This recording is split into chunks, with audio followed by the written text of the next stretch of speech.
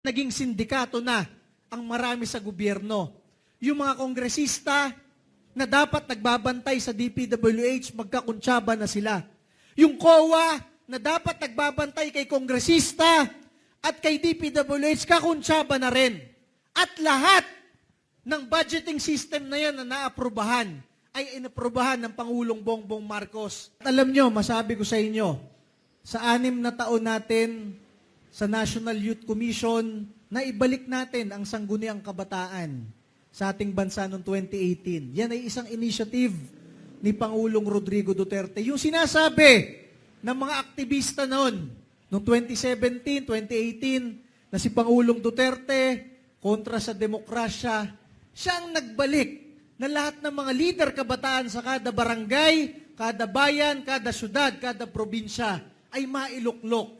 Yun ang patunay na talagang siya ang nagbabalik ng malakas na demokrasya sa ating bansa. At ito ay isang patotoo sa ating partido, Partido Demokratiko Pilipino. Nagbabalik ng demokrasya sa ating bansa. Alam niyo, isang masabi ko sa inyo, tuwing kailan lang tayo nagpapakita ng demokrasya sa ating bansa? Every 3 years.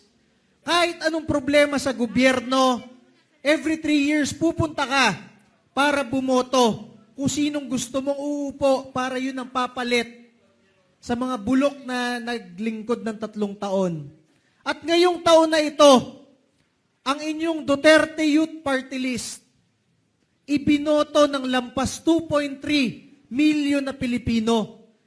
Pag tiningnan mo yung boto ng mga pulis, sundalo at tropa ng gobyerno sa local absentee voting, sa 150 na party list, ang number 1 sa mga pulis, sundalo, tropa ng gobyerno, Duterte Youth Party List.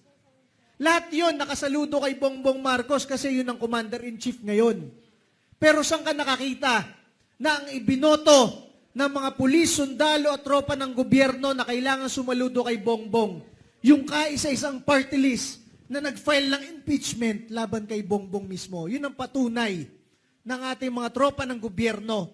Hindi lang makapagsalita, pero gusto rin nilang matanggal yung klase ng pinuno ngayon na nakaupo ngayon kasi ibinoto nila yung kaisa-isang party list na nagtatanggal sa commander-in-chief nila. Maliban sa boto ng mga tropa ng gobyerno na nag-number 1 ng Duterte Youth Party List, pag tiningnan mo yung boto ng mga OFW communities buong mundo, number 1 Duterte Youth Party List. Tingnan mo yung boto sa Amerika ng mga Pilipino, Duterte Youth Party List number 1. Wala tayo kahit isang coordinator doon. Boto ng Canada, Duterte Youth Party List. Boto ng Inglaterra, Germany, France, Belgium, Spain, Duterte Youth Party List. Boto ng South Korea, Japan, Hong Kong, Singapore, Thailand, Duterte Youth Party List. Doon sa mga nag-aaway na bansa, Israel, Egypt, Jordan, Lebanon, Saudi Arabia, Jordan, UAE, lahat Duterte Youth Party List ang number 1. Wala tayo kahit isang coordinator sa lahat ng bansa sa buong mundo, pero Duterte Youth Party List ang ibinoto ng iba't ibang OFW community, mga bayaning OFW sa buong mundo.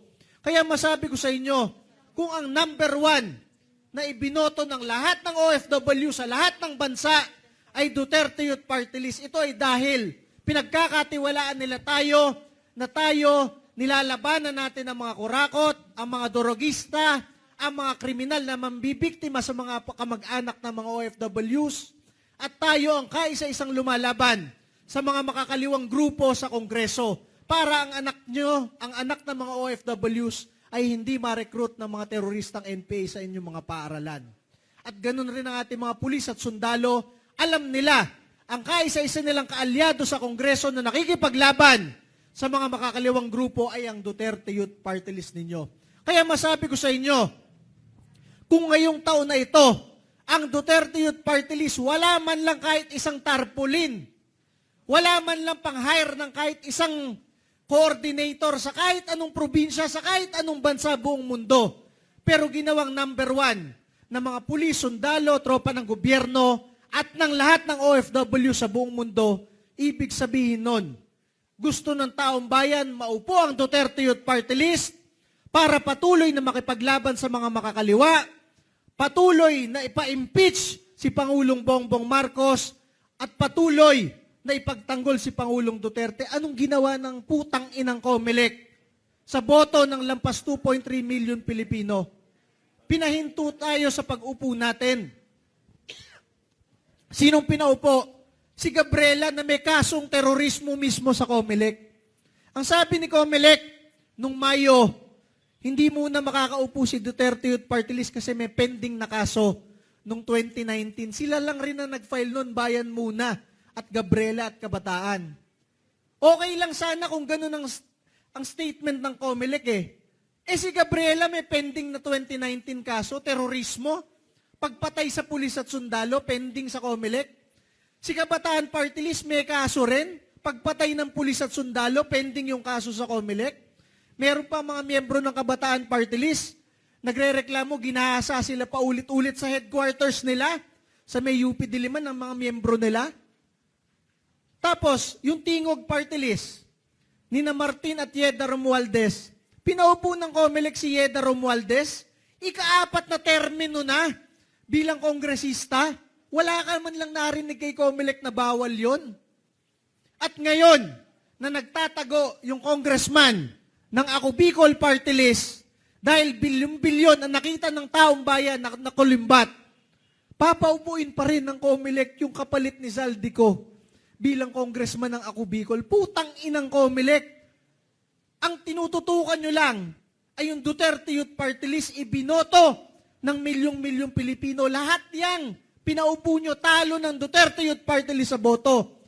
Yung pinaupo nyo ng isang araw, talo nga yung tatlong yon. Bakit tayo na panalong-panalo gusto ng taong bayan? Tayo ang ayaw paupuin. Diyan yung makikita kung gaano kasindikato ang ating gobyerno ngayon. Wala nang rule of law. Diba? Sasabihin ni COMELEC, sinusunod lang natin yung batas. Ano pang batas? Nagkukuntsabahan na yung legislative, mga senador, congressman, kakuntsaba yung mga taga-executive, DPWH, DOH, DSWD.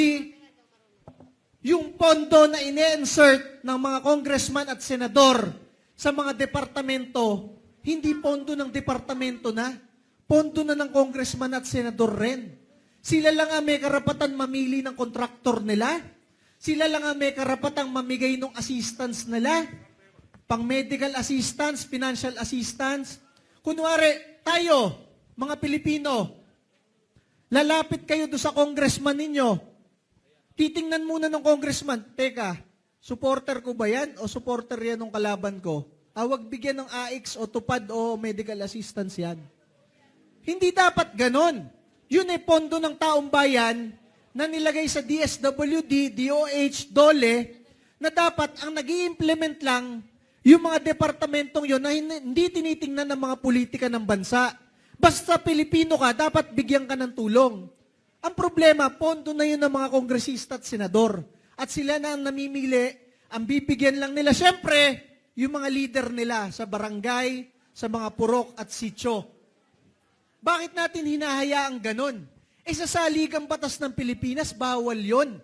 Bawal na merong kontsabahan yung executive at legislative. Ngayon, nadiskubre ng Pilipinas, etong mga project na flood control, mali na nga na pera ng congressman at senador yon, hindi pa naatuwa yung mga congressman at senador. Talagang ginagawa pang ghost project, gaano kaputang ina sa bansa na ito. Yung ilog sa inyong bayan o sa inyong distrito o sa inyong probinsya, sesementohan ni congressman. Semento lang talaga, hinulog lang yung semento sa gilid. Tapos sasaynan ni COA at ni DPWH na kumpleto na yon. Pagdaan ng isang ulan at bagyo, wala na, nadurog na. Nakaharang pa sa tubig yung mga semento, lalo pang nagbaha at nalunod yung mamamayang Pilipino.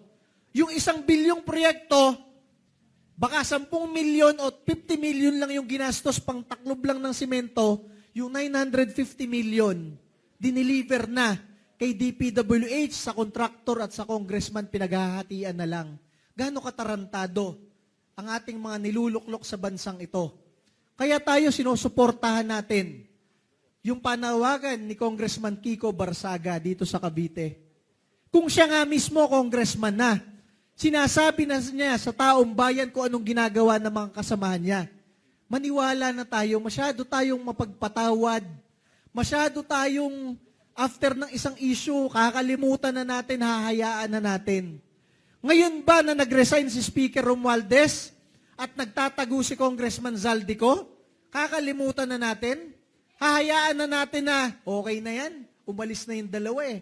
Namemera lahat, mula congressman, hanggang DPWH, hanggang contractor, hanggang COA, Commission on Audit na tagabantay kung totoo ba yung proyekto, namemera na rin.